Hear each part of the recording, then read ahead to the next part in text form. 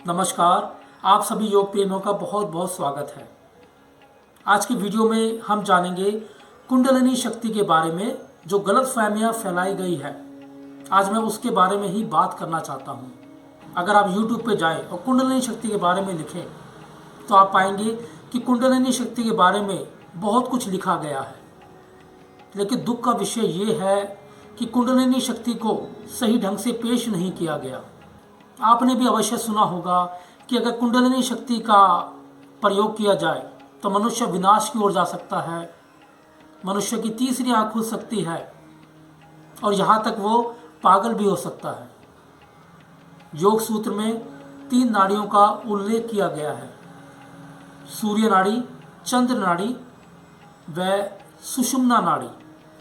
कहते हैं जब सूर्य नाड़ी और चंद्र नाड़ी संतुलन के मार्ग में आ जाए तो प्राणों का प्रवाह सुषुम्ना नाड़ी की ओर बहता है और सुषुम्ना नाड़ी को ही कुंडलिनी का जागरण बताया गया। अर्थात हमारे भीतर ऊर्जा का एक विस्फोट ही कुंडलिनी का जागरण है। साधारण मनुष्य या तो सूर्य नाड़ी के प्रभाव में रहता है या चंद्र नाड़ी के प्रभाव में रहता है। कोई विरला मनुष्य ही होता है जो अपनी कुंडलिनी शक्ति को पहचान पाता है। अगर मैं कुंडलिनी शब्द की बात करूं तो कुंडलिनी में कुंड शब्द आता है। कुंड अर्थात तालाब, यानी आपकी शक्तियों का एक केंद्र है कुंडलिनी। योग में सूर्य नाड़ी को पिंगला नाड़ी, चंद्र नाड़ी को ईड़ा नाड़ी के नाम से जाना गया। जहाँ कुंडलिनी शक्ति को अपनी ईड़ा और पिंगला नाड़ी के संतुलन से पाया जा सकता है। जब ये दोनों नाड़ियाँ संतुलित हो जाती हैं तो हमारा व्यक्तित्व खिल जाता है, हमारा भीतर का सौंदर्य प्रकट होता है और हम एक मल्टी डायमेंशनल पर्सनालिटी को अचीव कर लेते हैं। यानी हम हर पहलू को बेहतर तरीके से जान पाते हैं, हमें खुद की शक्तियों का एहसास हो जाता है।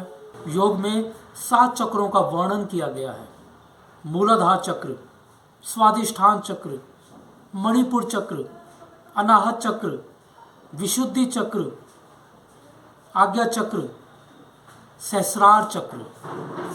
अधिकतर मनुष्य की काम ऊर्जा मूलाधार चक्र में फंसी रहती है और वहीं उसका जीवन समाप्त हो जाता है।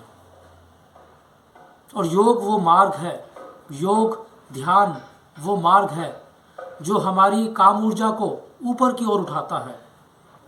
यानी मूलाधार चक्र की काम ऊर्जा को ऊपर की ओर सहस्रार चक्र तक ले जाना।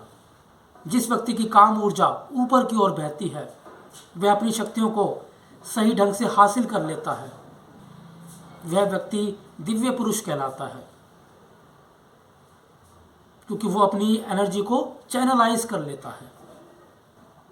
अगर आप अपनी कुंडलिनी शक्ति को जागृत करना चाहते हैं तो आप ध्यान, योग और प्राणायाम का सहारा लीजिए और ऐसे लोगों से दूर रहिए जो ये कहते हैं कि आप ये तावीज़ पहनेंगे तो आपको कुंडलिनी शक्ति हासिल होगी या कुंडलिनी शक्ति से आपका विनाश हो जाएगा। देखिए, कुंडलिनी से कोई विनाश नहीं होता। अगर विनाश होता ही है तो वो होता है आपके अहंकार का, आपके क्रोध का, आपके अहम का, ईर्ष्या का, लालच का, वासना का। अर्थात आपका संपूर्ण व्यक्तित्व खिल उठता है और आप आध्यात्मिक ऊंचाइयों को हासिल कर लेते हैं। मैं यही कहना चाहूँगा कि हर मनुष्य में वो क्षमता है कि वो अपनी कुंडलिनी शक्तियों को पहचान सकता है, उसको जागृत कर सकता है। और इसका मार्ग है योग साधना, ध्यान साधना, प्राणायाम। इसके अलावा आपको अपने विचारों पर कार्य करना होगा। गलत विचारों से, अश्लील सामग्री से कोसों दूर रहिए, क्योंकि ये आपके मन को हमेशा विचलित करेंगे। इसलिए आपको ज्ञानवर्धक पुस्तकों का अध्ययन करना चाहिए, तभी आप योग प्राणायाम के मार्ग से कुंडलिनी शक्ति को हासिल कर सकते हैं। आशा करता हूँ कि आप मेरे इस विषय से सहमत होंगे और अपनी कुंडलिनी शक्ति को सही ढंग से जागृत करेंगे। मेरे इस वीडियो को ज़्यादा से ज़्यादा लोगों तक शेयर करें ताकि उनके बीच में जो भी गलत फहमियाँ हैं वो दूर हो सके